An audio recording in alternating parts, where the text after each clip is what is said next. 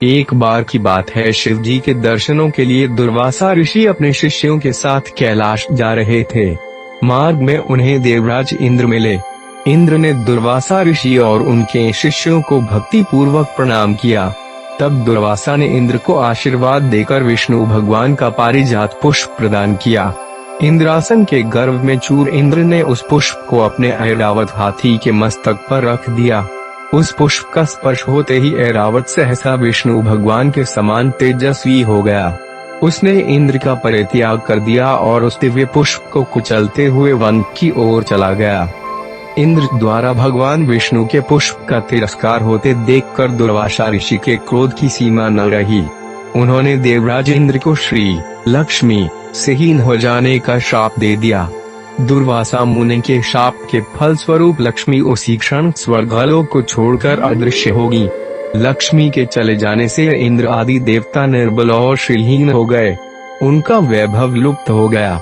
इंद्र को बलहीन जानकर दैत्यों ने स्वर्ग पर आक्रमण कर दिया और देवगण को पराजित करके स्वर्ग के राज्य पर अपनी परचम फहरा दिया। तब इंद्रदेव गुरु बृहस्पति और अन्य देवताओं के साथ ब्रह्मा जी की सभा में उपस्थित हुए। तब ब्रह्मा जी बोले, देवेंद्र, भगवान विष्णु के भोग रूपी पुष्प का अपमान करने के कारण रुष्ट होकर भगवती लक्ष्मी तुम्हारे पास से चली गई हैं। उन्हें पुनः प्रसन्न करने के लिए तुम भगवान नारायण की कृपा दृष्टि प्राप्त करो। उनके आशीर्वाद से तुम्हें खोया वैभव पुनः मिल जाएगा। इस प्रकार ब्रह्मा जी ने इंद्र को आश्वस्त किया और उन्हें लेकर भगवान विष्णु की शरण में पहुँचे। वहाँ पर ब्रह्म भगवान विष्णु भगवती लक्ष्मी के साथ विराजमान थे। देवगण भगवान विष्णु की स्तुति करते हुए बोले, भगवान, आपके श्री चरणों में हमारा बारंबार प्रणाम। भगवान, हम सब जिस उद्देश्य से आपकी शरण में आए हैं, कृपा करके आप उसे पूरा कीजिए। दुर्वासा ऋषि के शाप के कारण माता लक्ष्मी हमसे रूठ गई हैं और दैत्यों ने हमें पराजित कर स्वर्ग पर अधिकार कर लिया है। अब हम आपकी शरण में हैं, हमारी रक्षा कीजिए। भगवान विष्णु त्रिकालदर्शी हैं। वे पल भर में ही देवताओं के मन की बात जान गए। तब वे देवगण से बोले, देवगण, मेरी बात ध्यान पूर्वक सुने, क्योंकि केवल यही तुम्हारे कल्याण का उपाय है। दैत्यों पर इस समय काल की विशेष कृपा है, इसलिए जब तक तुम्हारे उत्कर्ष और दैत्यों के पतन का समय नहीं आता, तब तक तुम उनसे संधि कर लो। क्षीर सागर के गर्भ में अनेक दिव्य पदार्थों के साथ साथ अमृत भी छिपा है। उसे पीने वाले के सामने मृत्यु भी पराजित हो जाती है। इसके लिए तुम्हें समुद्र मंथन करना होगा। यह कार्य अत्यंत दुष्कर है, अतः इस कार्य में दैत्यों से सहायता लो। कूटनीति भी यही कहती है कि आवश्यकता पड़ने पर शत्रुओं को भी मित्र बना लेना चाहिए। तत्पश्चात अमृत पीकर अमर हो जाओ, तब दुष्ट दैत्य भी तुम्हारा अहित नहीं कर सकेंगे। देवगण वे जो शर्त रखें, उसे स्वाकीर कर लें। यह बात याद रखें कि शांति से सभी कार्य बन जाते हैं, क्रोध करने से कुछ नहीं होता। भगवान विष्णु के परामर्श के अनुसार इंद्रादि देवगण दैत्यराज बलि के पास संधि का प्रस्ताव लेकर गए और उन्हें अमृत के बारे में बताकर समुद्र मंथन के लिए तैयार कर लिया। समुद्र मंथन के लिए समुद्र में मंदराचल को स्थापित कर वासुकी नाग को रसी बनाया गया। तत्पश्चात दोनों पक्ष अमृत प्राप्ति के लिए समुद्र मंथन करने लगे। अमृत पाने की इच्छा से सभी बड़े जोश और वेग से मंथन कर रहे थे। सहसा तभी समुद्र में से कालकूट नामक भयंकर विष निकला। उस विष की अग्नि से 10 दिशाएं जलने लगी। समस्त प्राणियों में हाहाकार मच गया। उस विष की ज्वाला से सभी देवता तथा दैत्य जलने लगे और उनकी कांति फीकी पड़ने लगी। इस पर सभी ने मिलकर भगवान शंकर की प्रार्थना की। उनकी प्रार्थना पर महादेव जी उस विष को हथेली पर रखकर उसे पी गए, किंतु उसे कंठ से नीचे नहीं उतरने दिया। उस कालकूट विष के प्रभाव से शिव जी का कंठ नीला पड़ गया, इसीलिए महादेव जी को नीलकंठ कहते हैं। उनकी हथेली से थोड़ा सा विष पृथ्वी पर टपक गया था, जिसे सांप, बिच्छू आदि विषैले जंतुओं ने ग्रहण कर लिया। विष को शंकर भगवान के द्वारा पान कर लेने के पश्चात फिर से समुद्र मंथन प्रारंभ हुआ। दूसरा रत्नकामधेनु गाय निकली, जिसे ऋषियों ने रख लिया। फिर उच्चैश्रवा घोड़ा निकला, जिसे दैत्यराज बलि ने रख लिया।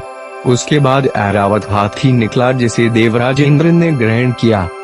ऐरावत के पश्चात कौस्तुभ मणि समुद्र से निकली, उसे विष्णु भगवान ने रख लिया। फिर कल्पद्रुम निकला और रंभा नामक अप्सरा निकली, इन दोनों को देवलोक में रख लिया गया। आगे फिर समुद्र को मथने से लक्ष्मी जी निकली। लक्ष्मी जी ने स्वयं ही भगवान विष्णु को वर लिया। उसके बाद कन्या के रूप में वारुणी प्रकट हुई जिसे दैत्यों ने ग्रहण किया। फिर एक के पश्चात एक चंद्रमा, पारिजात वृक्ष तथा शंख निकले और अंत में धन्वंतरी वैद्य अमृत का घट लेकर प्रकट हुए। अमृत के लोभ में ही असुर समुद्र मंथन के लिए तैयार हुए थे, तो जब समुद्र से अमृत लिए धन्वंतरी निकले तब असुरों के धैर्य की सीमा टूट गई और वे धन्वंतरी से अमृत छीनने की कोशिश करने लगे।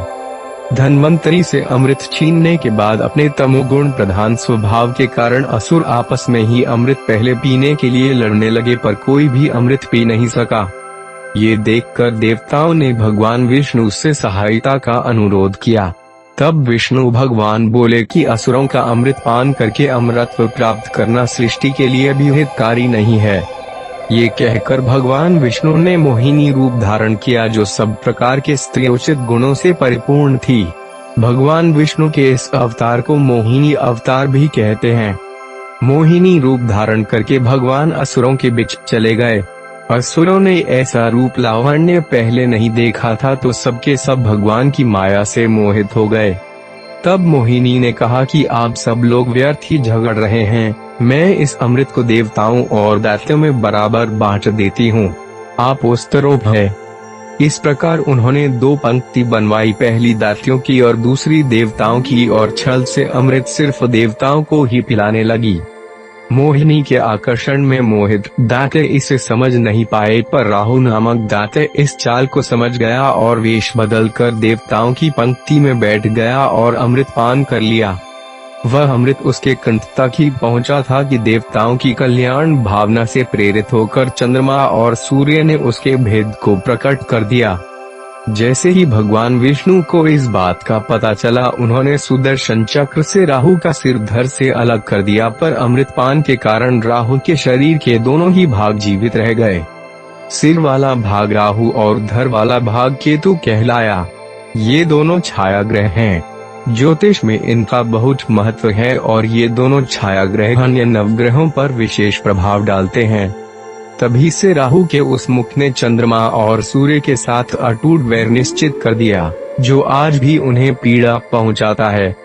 अमृत का पान करके देवताओं की शक्ति फिर से बढ़ गई और उन्होंने दैत्यों पर आक्रमण करके उन्हें पराजित कर दिया और स्वर्ग का राज्य प्राप्त कर लिया।